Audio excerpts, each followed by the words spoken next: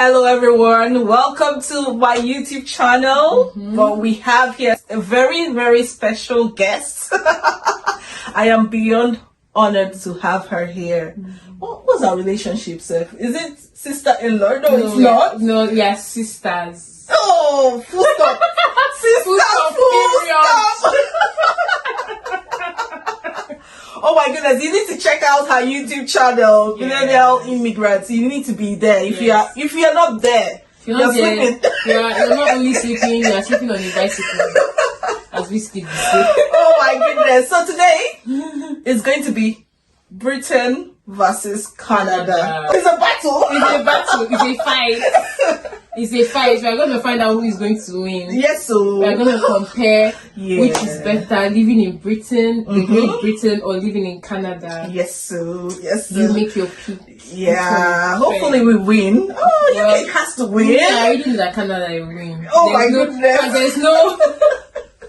There's no comparison. It all depends on what you like. Me, I like my Canada, so yeah. Okay, let's get into this.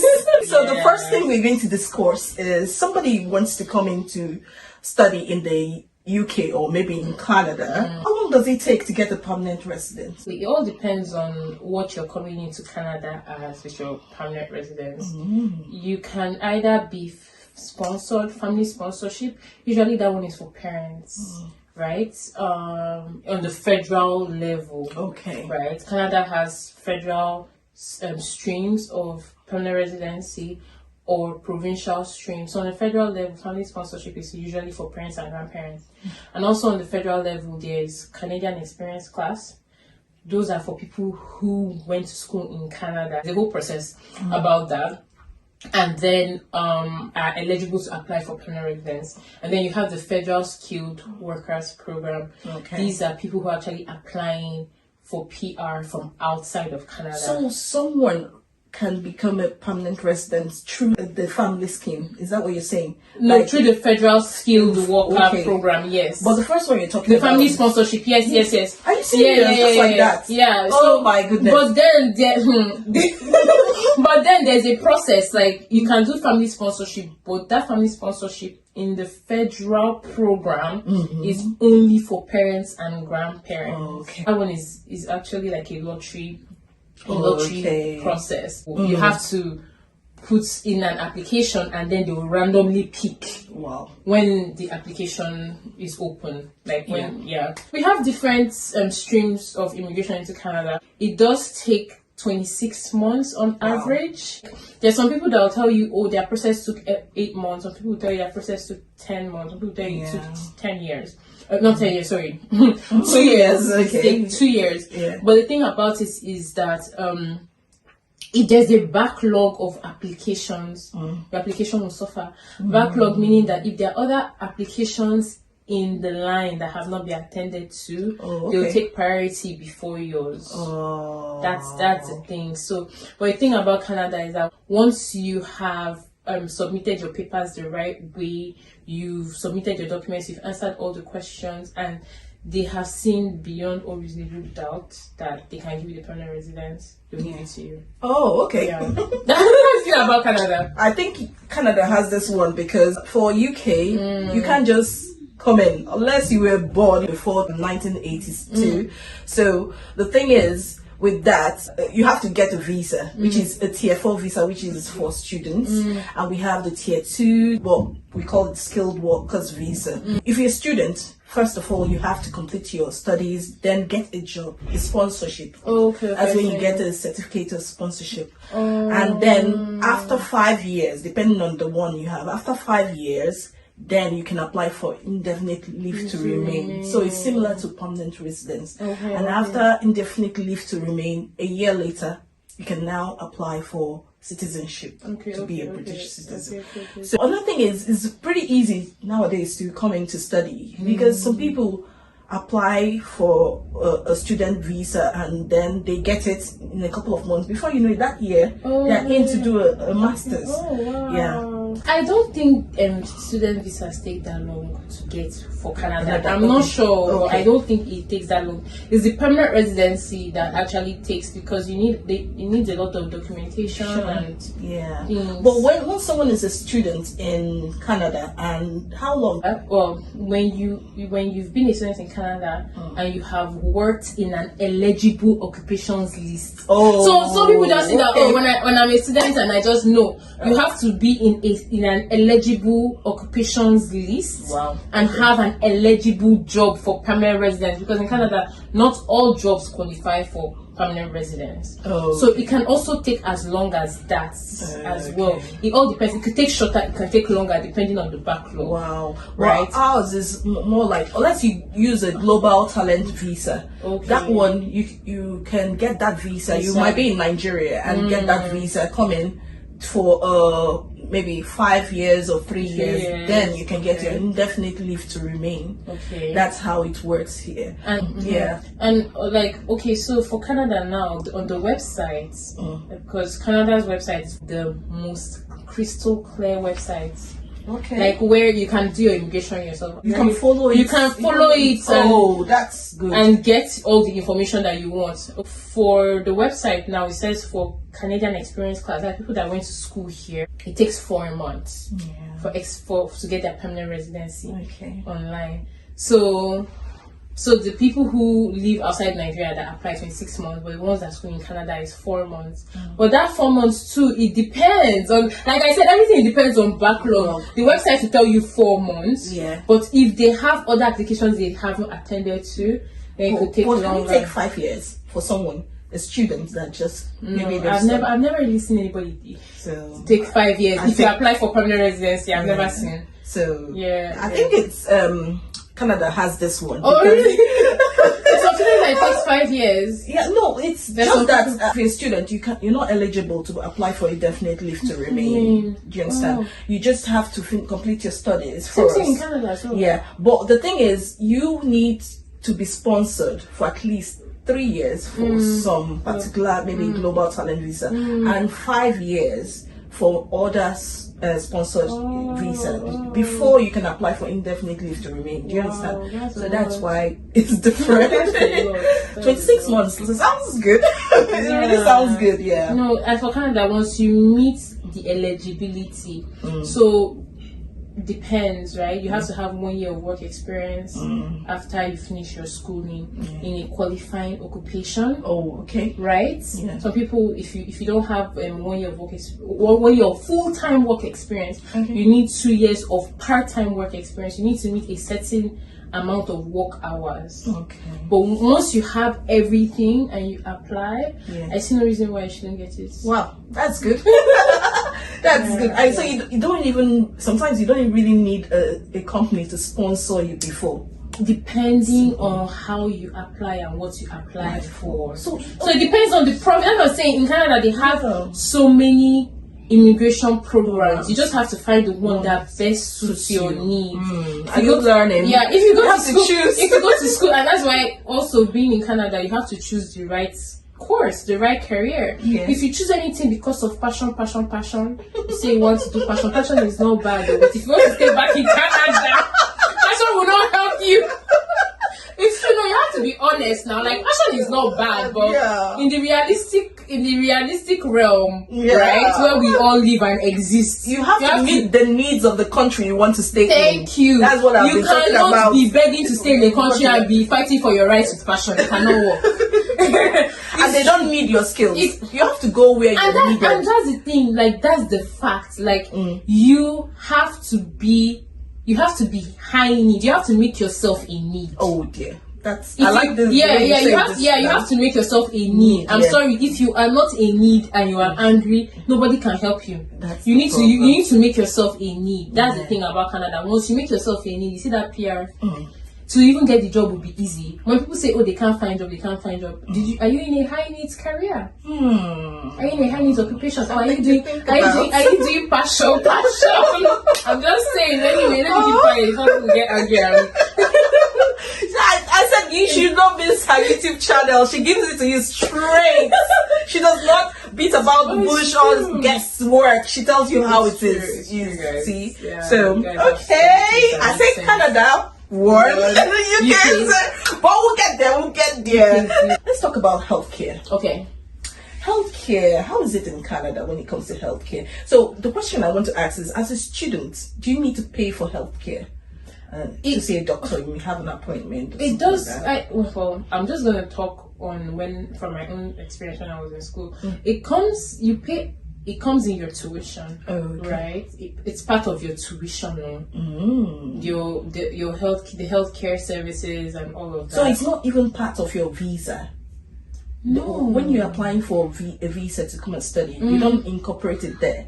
No. Oh, okay, no. it's quite different. UK, we call it IHS. You have to pay for IHS, then pay for your visa. Okay. Okay. Yeah. I don't think they incorporate that. Well, at the time I came to Canada, anyways, it wasn't incorporated in my visa. However, in your tuition, part of your tuition breakdown is healthcare. You pay for that. The one time I did pay out of pocket for healthcare was when I needed ambulance services. Oh. Yeah, that was the only time I had to pay out of pocket. Okay. Yeah, it's different anyway. Okay, for example, if you want to see a doctor and you book an appointment and you see the doctor, but they prescribe a drug for you or something like that, you have to pay £9.50. I'm not sure right now because we used to pay £8.7 in the stand, but I think it's £9.50 for the prescribed drugs. But if you have nothing, do you understand? You don't need to pay. Yes, if you don't need to take any drugs. Okay, so in terms of prescriptions, you do pay out of pocket for prescriptions. Yeah. When you're a student, But if you get insurance, I don't think I ever had like healthcare insurance. I never did have healthcare insurance when I was a student. Yeah. However, no, I never had healthcare insurance. I never needed this. I never had healthcare like extra insurance other than what was covered in my tuition. Yeah. So, but you know one thing. UK has to have this. Do you know why? Why? You pay for an ambulance. We don't. Oh, you guys don't pay for ambulance as students? No, we don't. Wow. You can just call, dial 111 and, No, they will come. Yeah. But they will send you a bill after. No, it's not as if, no, your health first, the bill comes later. Oh my God. All that information that you put in at the emergency, you think it's just to sit down and gist. Oh, you receive $500 bill in your... But you know what? I think UK should have this one. Okay. You need this one. Okay, let's go to the next bit. Let's talk about the cost of living. Okay, let me just start with cost of living. It's very high. Let me just give it to you real. If you're trying to come to the UK, you have to plan. Be prepared. For example, okay, if you're a student and you need to rent an apartment, it's very difficult for you to get a place that is bills inclusive. That's like £300. No. It's more like 400, 500. You're in a shared apartment, it's very expensive, bills inclusive. So, but if you want to rent a house, for example, maybe you are coming in with your husband and the kids. The whole of UK or specific parts of Oh my goodness, there are some places in London that you can't even, in bills inclusive, 800. Go to London. Oh my goodness, it's crazy, Yeah. It's really, really in Canada too, it also depends on where you live, right? If you live in an expensive city comes with expensive bills. That's the thing. That's another key point. When you're a student, please have sense. Don't go and join your friends that Seriously, you have to be honest with yourself, right? I know you want to go to all the big cities, or you want to go to Toronto, I want to blah blah blah. But when you're a student, especially if you're counting your cash flow, unless you have unlimited funds, we're not talking to the ones that have. We're talking to the ones that have limited. Yeah, you have to go to like a town that's kind of helps you in your rent, in your food, maybe transportation. Go to living in a smaller town. In my channel, like this small town. Some people don't agree, but me, I've lived in big cities. I've lived in the big cities. Oh, you have? Where have you lived? I lived in Ottawa. That's why I lived there for a very long time. Okay. So that's why I went to school. So it's very well. expensive. The cost of living is high. I do think the cost of living is high there. Yeah, I think the cost of living is high there. Yeah, and now I live in a smaller province, and I think now I lived as a student in Ottawa, right? And if I know what I know now, I probably would have gone to maybe Atlantic Canada to school. Okay. Just gone to a smaller, a less expensive province, and then after going to school, then move out. Oh, okay. Right? So move to a smaller province. Such provinces that have low cost of living. It's really going to help you as a student. I share a similar thing with Canada. When it comes to UK, if you want to come in to study, be selective of the university you're going to. The city really matters. There are some cities that costs a lot of money for transport, for many things, you know. Yeah. So it's really, really important. We share. Well, how will we know who won in this war now? I don't think anybody, because it's the same, like the same cost of living crisis that UK is going through. The same thing that Canada is going through. I think we're still at 1-1. Yes. Okay, let's go to the next one. Let's discuss weather. You know what? For weather. Yeah. Like now I'm in the UK, right? Yeah. And it's spring. But I can tell you that Canada is warmer than UK right now. You think it's a lie? Let me check.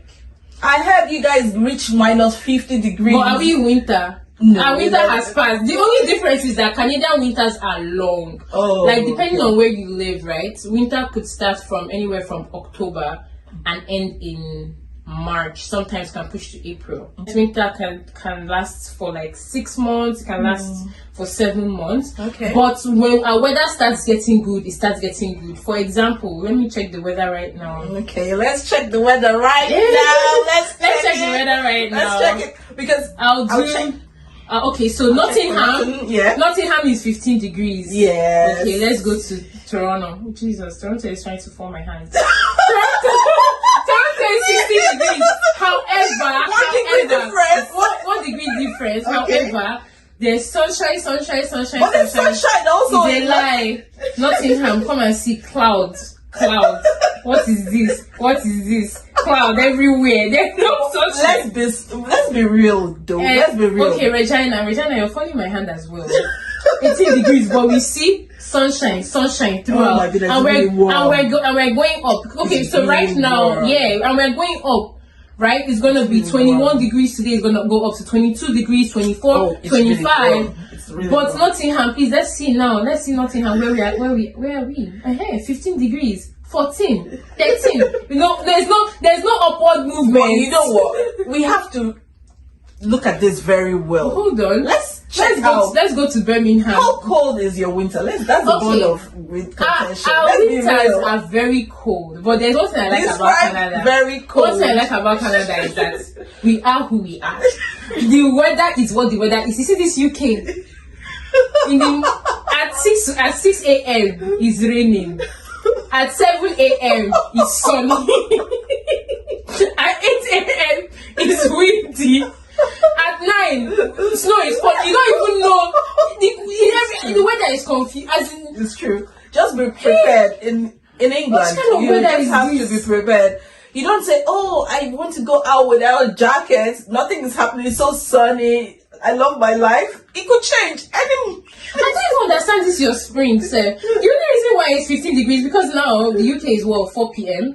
and Canadians are pretty much just waking up right now. If it's So 16, so their 16 degrees is just morning weather, and then getting up to the afternoon, the temperature starts increasing. Yeah. But yours is just like, why? But the thing is, Why? I heard that you experienced minus 50. Yes, I have That's what I'm saying. never experienced minus 10 in my life before since I came to the UK. That's why I said that we are who we are. The weather is what the weather is. We are constant change. We don't Please, in the change. comment box, who won? Please, you should let us know who won this we one experience minus 50. the truth. But the thing about it is that we experience minus 50 in a certain season. Yeah. We are in spring now. Why is it feeling like Oh my fall? goodness, I don't know. Why is it feeling like It's fall? not in March. Can you imagine? It's not in March in the Well, UK. I mean, like, it's not in Canada in March. But I don't understand. why we are in spring. Why we are in all spring? the time. Yeah. Why are we in spring and it's really feeling like fall weather? It's cold. It does change. Anyway, I'm Canadian and I'm used to it. Let's go to the next point, which is language. So, How is it in Canada? Yeah. Okay, so in Canada we have two official languages. We have French and English. French is mostly spoken in Quebec. Okay. And I believe New Brunswick. New Brunswick is another province in Canada where they have like French, but that province I believe is bilingual. They have French and English. And also in Saskatchewan, we actually have French immersion schools as well. So there are some people in Saskatchewan that speak French, I believe. But like the two official languages in Canada generally is French and English. So what would you rate? Is it 50-50 or 60-40 when it comes to the population and the provinces? Yeah. I don't want to say much about that because I think in Canada, like French, like there's some cities that speak both French and English. So like it's really when hard. I lived in Ottawa, French and English were on the same level. But does it mean that you would go to a shop and they don't know how to speak English? Is it possible to experience that? In some cities, Oh my goodness. in some provinces. Like when I lived in Ottawa, they would speak to you first in French before they speak to you in English. Oh yeah. When I went to a bilingual university. They speak to you first in French before they speak to you in English. So it's very difficult to know. So it depends on the province that you're living in. There are some provinces that are, and also because Ottawa is a capital. And French and English are the official languages in Canada. The capital city has to have both languages on the same level. So it's very interesting because it depends on which part of Africa or whatever place you are. You might decide to go to Canada because maybe you're from Cameroon or Ivory Coast. You also find that in places like Quebec and Ottawa, you find more Francophone Africans there than you will find in maybe Saskatchewan, for example, right?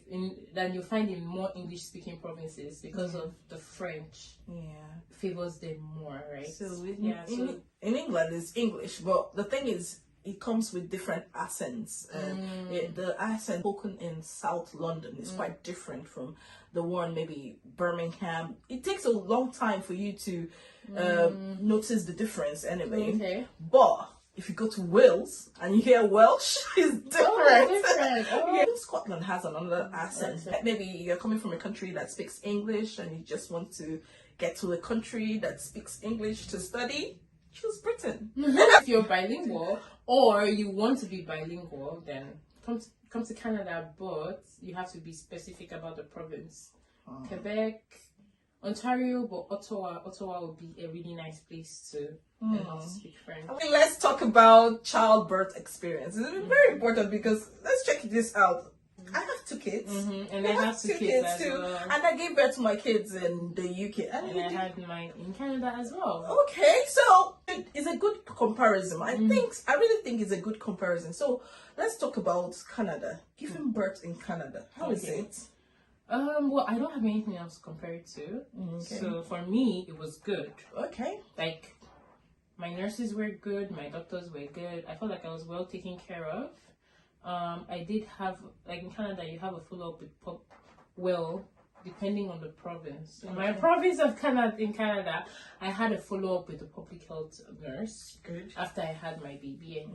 For a few days, just to make sure I was doing good and baby was doing well as well.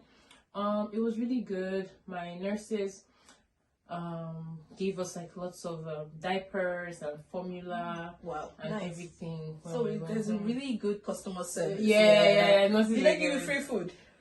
Yeah, of course. They don't.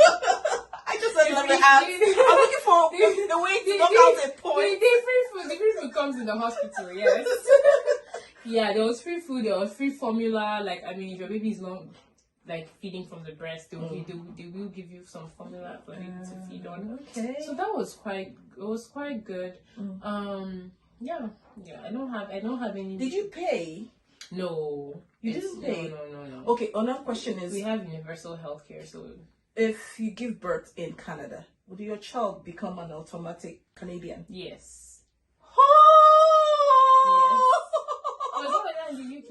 No, it's not. So it was a good experience for me. The same thing, like the customer service. Let's use it. Customer service was really good. Free food, free food.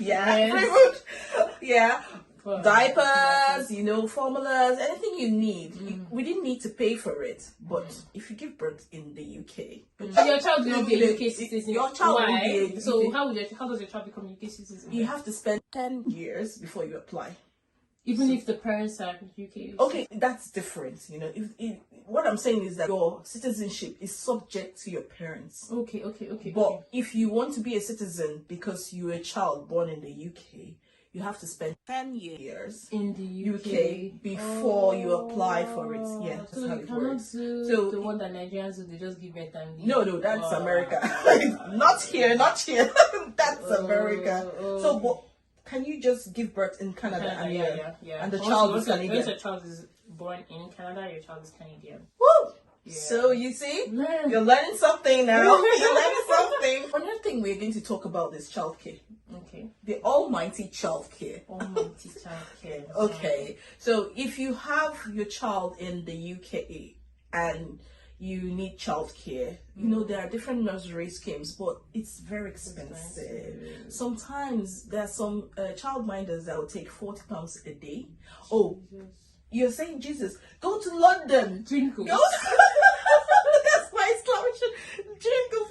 Go to London. Go and check. There are some cities that are quite expensive. They can take as much as £50-70 a day. Yeah. So if you're a woman and decide to work, you have to be sure that you're bringing enough income to cover childcare, as well as transport and other things in between. I have something at the end of the month, Yeah. But that's why some black people, well, let me just say Africans and people from different parts of the world, that immigrants come here and they decide to choose jobs that can do night shifts. So that maybe when spouse goes on a night shift, the other one goes to the day. Because it's really, really expensive. Yeah. So if you're coming to the UK, you have to be prepared. But do you know how much it costs? Is it all of UK though? Oh, it's all of UK. Oh, so for in Canada though, it also depends on the province. I do find that smaller provinces have a hard time. And I would say smaller provinces, like very small towns, because when my husband had moved to like a really small town, I had registered for childcare for my child, and I was on the waiting list for 2 years. There are some towns in Canada where childcare is brutal. Like it's hard to get a spot. Do you know for my first child, I had to register when I was 4 months pregnant. Oh wow! I got called when he was 2 years old. 2 years old. Actually, it was private nursery in the university. Okay, the university. Yeah. So it depends. It really does. It depends on the town. The town I live in, it's hard to get childcare, but you have to be open to different options. Yeah. We use a home daycare. How much would somebody pay a day for that? Well, it depends on if they're licensed. Yeah. Oh, that's another thing. That's another in the UK, there's the licensed ones now, according to Canada regulations, they're supposed to get paid $10 a day. Oh, okay. Yeah. So that's really good. Yeah, $10 a day. So it all works it works like a subsidy from the government, right? Yeah. And that also depends on your income as well. Yeah. Okay, so that's it. We have something similar like that. Yeah. So if you have a certain income, you qualify for that. If you don't have that income, then you don't qualify. Oh, it's similar. Something similar. That's why you're saying it depends. It also depends in the UK because it's something similar. There is when your child turns 2, you can get 15 hours a week. Okay. Till he turns 3, then you can get 30 hours a week. Okay. So, yeah, it also depends. So obviously depends. But listen, hearing £10 an hour a day, $10 a day. That's what I'm saying. It depends on if the daycare is licensed for that, and if you meet that income threshold as well. Okay, and that's being said, even if it is free for us when it's 15 hours a week. Okay.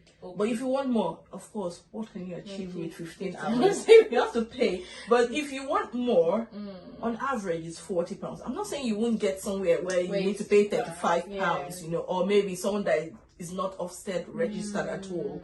and you meet the person and the person says, oh, let's have an arrangement, or maybe have a relative by the corner that will take care of you. You just really, with that childcare, I feel like it's the same everywhere. It depends on where you live and stuff, but generally, getting childcare is very tricky, because you're not just getting childcare. You're trying to get the best care for your child. Absolutely. Something that your child will be used to, something that you're comfortable with. True. You have to be sure, is this person trustworthy? Even if it's cheap. Yes. Do you trust the person? Will the person feed your child Exactly. biscuit? I heard about the story where they fed the child biscuit throughout and the child was constipated. Yeah. Oh my goodness. So it all depends. You just have to be careful, guys. If it's expensive, are you getting the best quality? Because I'm looking for is quality of care. True. If quality of care is good, then you know what, it is what it is. The child is going to grow past that stage anyway. Sure. This child care is just for a certain age group. So at the $10 a day, you can't get it. I think I'll give it to Canada. This is 2-1, because I have to be fair. Seriously, $10 a day. Licensed daycare too. They get full very fast. So you may not even get that $10 a day, right? They get full very fast. Is it close to your house? Is it worth it? It may be $10 a day, but is it worth it driving maybe 30 minutes to that place, or 25 minutes? Waking up, can you? So there's so many things that you have to think about when it comes to childcare. Makes sense. It's very tricky. Yeah, it's very tricky in the UK too, the similar way, because like I said, you might have a relationship with somebody, but if it's an official Ofsted registered childcare, don't expect anything less than £35 a day. I'm serious. And if you're just coming in as a student, you might not have access to those public funds. That's what they say. You write in your BRP. You have even in Canada too. You're coming as a student, you don't have access to you have no recourse for public funds. That's the word. No recourse for public funds. Yeah, that's the word. So you have to be prepared. You have to be prepared. That's the thing. With childcare, you really have to be prepared. So the next thing we're going to talk about is taxes. Almighty taxes. Do students pay a council tax? Do you know what council tax? Oh, your area. For example, the people that are in charge of provincial tax. Provincial tax. Yes, we pay provincial tax. Do students pay? Yeah. Did you hear that? Students don't pay council tax here. In fact, even when the student makes the occupier of the house have to pay less council tax. Do you understand? Do you understand? For the property there. Really? Yeah. So it's quite different. They still pay national insurance. So when you get your paycheck as a student, there are some things that will go off. So if you're on the pension scheme, I wouldn't advise you to go on pension scheme, especially if you're on survival mode and you need to you just need to get by so that you can get that sponsorship job. I wouldn't say go on a pension scheme when you come in. You can cancel that, but there are some things that you need to go out from your paycheck, which is your national insurance. That one is standard. You need. So what we have as pension scheme federal is called CPP, Canadian Pension Plan, and that pretty much comes out of everybody's paycheck. Other things we're going to talk about is minimum wage and earning. So maybe it differs from one particular province to another. So what's the minimum wage like? Where I live, minimum wage right now is $13. Okay. However, it's going up to I think 14 in October. That's the minimum wage. I don't, they do. I don't know the federal government but I do know on the on the website, on the Canadian government website, right? They have set up minimum wage for different provinces, what it's at, and at what point it will be increased. Okay. So minimum wage from province to province really differs based on cost of living. Minimum wage in the UK is £10.42. So we have to convert it to see which one is higher. And conversion is $17.60 in Canadian dollars. So UK has this one. Well, it all depends. Like I said, it depends on the province, right? So I'm not sure any province in Canada is paying $17 right now for minimum wage, but let us see. So right now the highest minimum wage we have is actually in the Yukon. It's 16.77. Okay. Yeah. So UK has this one. Okay, UK has this one. Too. Yeah. So, yes. I have a question to ask. If you're Nigerian and you have a degree from a Nigerian university, can you get a job in Canada? Oh yeah, lots of people do that all the time. Oh, okay. Is it easy to get a job? It's not easy. I don't believe it's easy for people who went to school in Canada to get a job. It's just that with Canada, if you're coming directly from Nigeria with a Nigerian degree, you have to get the certifications. You have to get what they call the Canadian experience. Okay. They talk about this a lot, and that Canadian experience is not necessarily work experience. It could be going to get an extra certification in Canada to help with the degree that you have already. So and also depending on what you study, I'm sure the tech bros and tech girls they get jobs directly from Nigeria. Of course, even right? in Nigeria. Yeah. So they do a lot of certifications, right? Internationally recognized. Internationally recognized, right? So for Canada, really, it's not necessarily the degree you have, it's the certifications. Unless you are studying a professional degree, right? Maybe that's law or medicine or nursing. Now that's where the university that you went to now matters. In that case, you still have to write certain exams to now qualify. Oh, it makes sense. The same thing with the UK, but it's very, very difficult for many students to get a job using their Nigerian degree. Oh, really? It's really, really hard. That's why you see many students when they come in, they start a master's, and while doing the master's, they have to do some cleaning jobs, some other jobs to pay their bills, so that when they are done with the master's, then they consider getting a certificate of sponsorship from a company. Oh, okay, but okay. It's not like there is a clear statement that we do not recognize university degrees from Nigeria, but you can see that you can sense it because it's more like they feel like maybe the quality of education you have is not as good. It's not up to par with what they have. Yeah, and maybe it's from experience.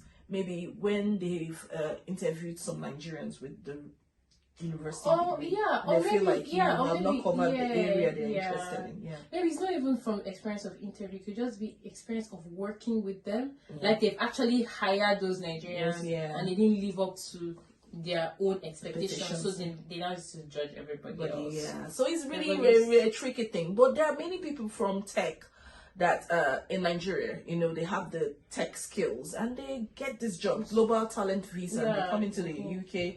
And they're doing well, So so it all depends on what you study. That's why I say what you study in 2023 and beyond is actually very, very important to how successful you're going to be. True. So just make sure you just study. If you want to, if you want to migrate, make sure that you study the right things and you make yourself relevant. Thank you. Relevant. Exactly. That's the right word. Yeah, relevant. Yeah. Go where you're needed because you have the skills to satisfy their needs. Exactly. Go where you're needed. True. So next thing we're going to talk about is house spaces. How big, spacious the houses are. I feel like this is something that I've noticed some people coming abroad complain about. They say, "Oh, the spaces are small. They're so big," and all that. You have lived in Canada for a couple of years, and now you're in the UK. You've been to many houses in the UK. So what do you think? What do you think? Well, so comparing it to houses in North America, obviously North American houses are bigger. Yeah, that's just the truth of the matter. Like UK houses they are quite small. Yeah, they are quite small. But then again, it's a small place. Like it's a small country. It's a small island. The roads are small. I'm not expecting to see anything big or grand but in North America, the land mass, especially in Canada, we have so much land, so there's so much space to build big houses. So obviously the houses in Canada are bigger. So you've heard it here. The houses in Canada are bigger. I'm sure the houses in Nigeria are also bigger than houses in UK as well. Just prepare yourself. If you're going to move to UK, don't expect anything. Don't think you're going to be living in your Igbo village mansion. You know those houses in Igbo land are my goodness, in Nollywood movies, they're so big for nothing. Here they really conserve their space. So you have to be accepting of that. In Canada, the houses are as big as houses in Nigeria. I don't think Nigerian houses are bigger than the ones in Canada. So So you say it's 3 2. So we've covered 10 points, and I'd say Canada has got it this time. But we're going to go for a rematch some other time. It's been lovely having my sister here. You know, it's really an amazing day. It's sunny outside today, but it's changing. You know, that's what we talked about the weather. The weather is the weather is not good. The weather here is somehow. Thank you so much for having me, Cynthia. Thank you. So check out her channel, Millennial Immigrants, and please subscribe to Cynthia. Yes. Thumbs up, share, like, and subscribe. Yes, bye.